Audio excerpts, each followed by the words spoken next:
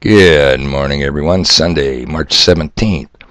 Hey, happy St. Patrick's Day. Or wait a minute. What do you want to bet everything you've been told about St. Patrick's Day ain't so? That's not what this video is all about. But trust your humble messenger on that one. You know, I get nervous when I see Jewish Senator from New York, Chuck Schumer, celebrating it. There's something wrong with this holiday, people. Okay, beautiful morning. Now listen, if this isn't evidence of a labor of love, what is? I have got stuff to do.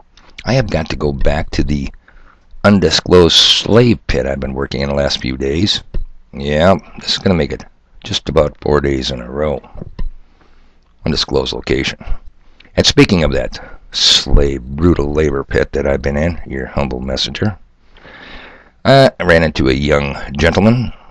Well, young compared to me, definitely old enough to drink, and he asked a real simple, honest, sincere question.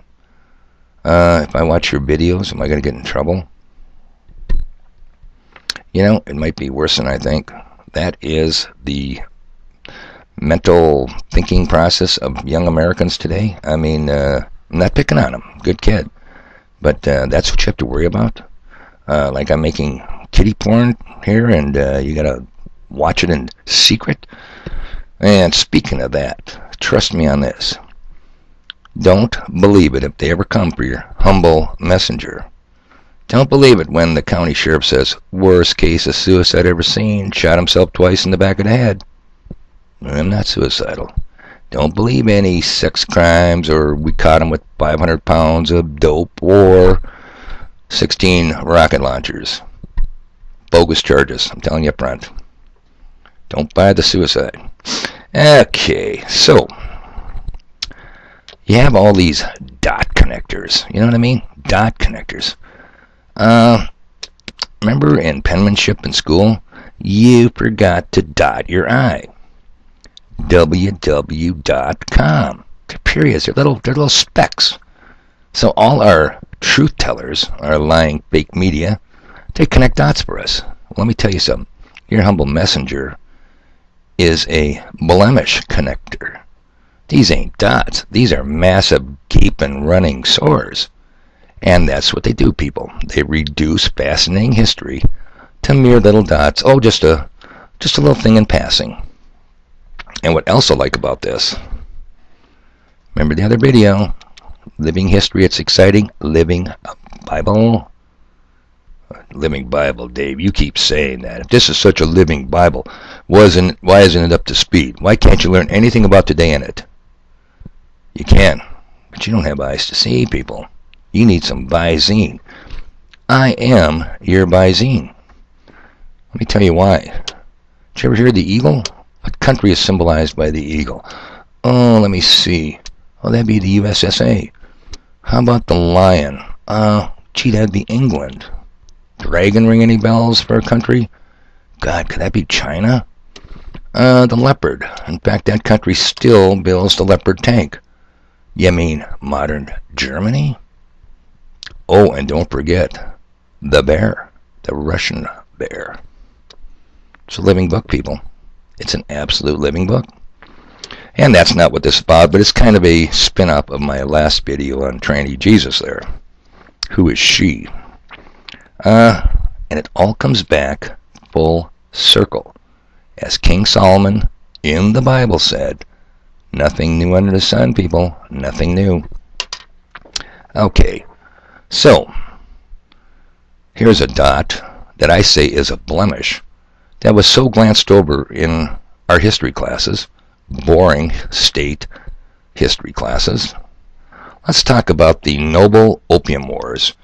Perhaps you remember the Noble Opium Wars, something to the effect that dirty, rotten Chinese were trying to flood the streets in America, England, and France with evil opium, and good thing the good guys took their navies over there and kicked and took names and put them Chinese in their place. Don't you be distributing your drugs amongst our free people. If you even heard of the Opium Wars at all. When I say wars, that's plural. There was more than one. All right. The Opium Wars were two wars in the mid-19th century involving China and the British Empire over the British trade of opium. The British trade of opium and China's sovereignty. The clashes included the First Opium War, 1839 to 1842, and the Second Opium War, 1856 to 1860. Apparently them Chinese don't learn fast. The wars and events between them weakened the Qing dynasty and forced China to trade with the other parts of the world. My. So I'll bring this one down. You gotta admit, my computer skills are getting so much better. Okay, here we go. The First Opium War fought over opium trade, financial reparations. What was that? When China banned opium in China, Britain lost money. The lords of Britain lost money. And diplomatic status began in 1839 and was concluded by the Treaty of Nanking in 1842. In the late 18th century, the British East India Company. Now stop there. The British East India Company. Why does that ring a bell? Well, let's see. Our Revolutionary War, the British Mercantile Fleet, the British East India established colonies. Hey, wasn't it Thomas Jefferson who was writing about the Boston Tea Party and called that cargo, quote, that most odious cargo? What do you want to bet that cargo wasn't tea? I will cover all bets. Well, I'll have to cover them with IOUs. A little short of the clever counterfeit at the moment. And you know, I don't want to delve off too far here, but see, and that's what I'm afraid of. These videos are going to start coming fewer and fewer, not so closely spaced. I don't want to get back into, oh, the weather's breaking, oh, I'm going to stay here another year. I got stuff to do, people. Anyhow, yeah, that most odious cargo. Just, I'll take your bet. I don't think it was tea, but it says tea in our history book, Dave. Yeah, a lot of lies in your history books. Oh, and the British East India Company. Who might that be owned by? You're not going to tell me that was owned by the Rothschild family, the most wealthiest, powerful family in the world, back then and to this very day. And Dave, you're such a monetary realist. That is the banking cartel, the House of Rothschild. It was Mayer, Ashmel, Bauer, Rothschild, and his sons that established all the banking houses. They are the bankster gangsters. They and their ilk own your Federal Reserve System. And if you're not from this country, your central bank. That's the ones. Did a poor job of not introducing them first. Okay. In the late 18th century, the British East India Company started smuggling opium from India into China through various means and became the leading suppliers by 1773.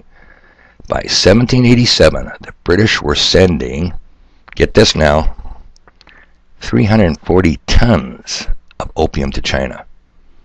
The Chinese emperor passed many decrees, edicts against opium in 1729, 1799, 1814, and 1831, but the trade flourished. Watch this.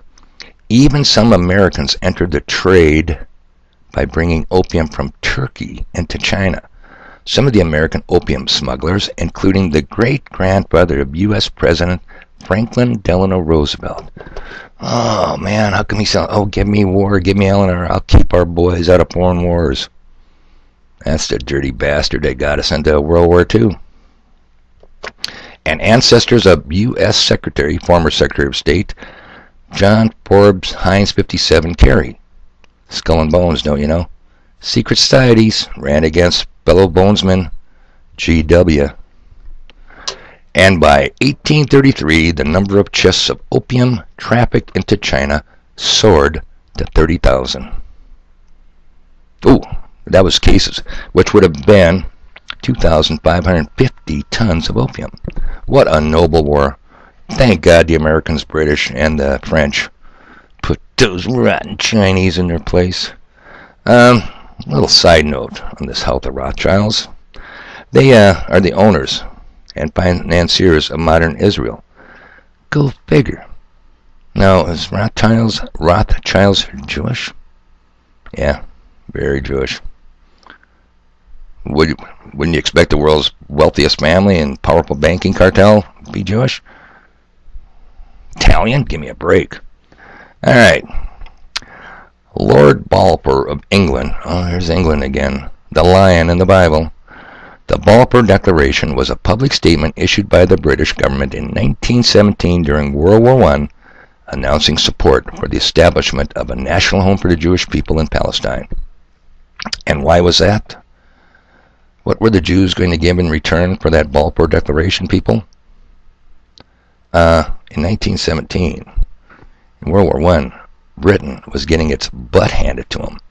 German U-boats had swept the seas of merchant marines. That's an island nation. They were starving. They were running out of war materials. You name it. They had about a week's worth of rations. They desperately needed to get the USSA involved in that war. And how did they do it? I hope you remember some of our past videos. Influential, powerful, very powerful, bad Jews in the USA with their fellow world Zionists said, Britain, you give us, take away from the Ottoman Empire and Turkey, Palestine, and we will see that America will enter the war on your side. Connect the blemishes, people. You gotta connect the doggone blemishes. I'm running out of time again. Second Opium War. During 1856 to 1860, British forces fought towards legalization of the opium trade to expand trade in coolies, cheap Chinese laborers, the coolies, to open all of China to British merchants, and to exempt foreign imports from internal transit duties. France joined the British. Oh, those French. Vive la France! The war resulted in the second group of treaty ports being set up. Eventually, more than 80 treaty ports were established in China involving many foreign powers. I bet the USA was one of them. All foreign traders gained rights to travel within China. I'm running out of time. Doggone it, man. Okay. Well, where's the full circle here, Dave? Where's the full circle? Opium wars? We've been in Afghanistan for 19 years. The Taliban, remember the Taliban? Hey, Mr. Taliban?